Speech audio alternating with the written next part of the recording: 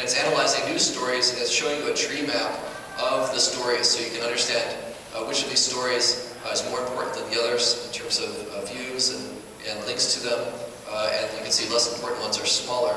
And I can do queries here, like environment.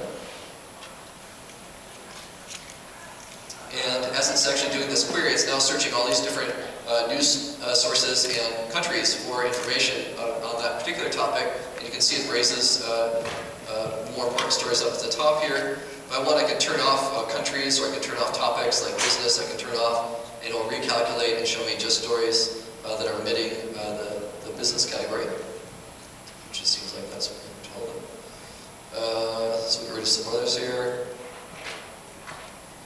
And you can see it's bouncing some more up. And so here's one that's, for example, an activist arrested for a custard attack. And he's an environmental activist who's thrown a custard. So that came up to the top because we're able to actually do these searches in a way that was more a visual way of understanding the importance of these different articles. Another example I'd like to show you here is something that's called spatial key. And what this is doing is enabling you to take data from a spreadsheet, like from Excel, and map that data onto geographic locations. And so here, we can log in. And so here we've got some data. There's crime data, there's funding data, there's pollution and things like that. So we'll open up one of these here. And this is a spreadsheet where the individual items have been geotagged, like they had a zip code on them or they had an address associated with them.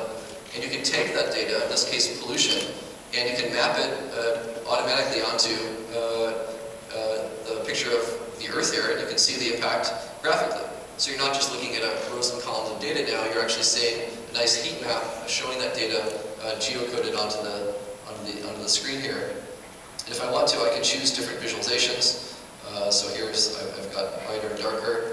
If I want to, of course, I can zoom out and can get a bigger view of North America. And there's the heat map of pollution across kind of North America and a bit of South America here. You can see where it's more and less dense.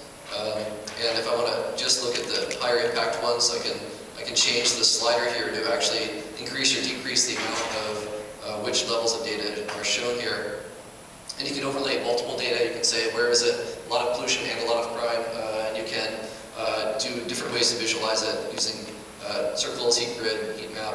And this was built with Flex running on Flash. And on the back end of this is Amazon EC2, which is actually doing the processing of the data and then feeding it to the client here for visualization.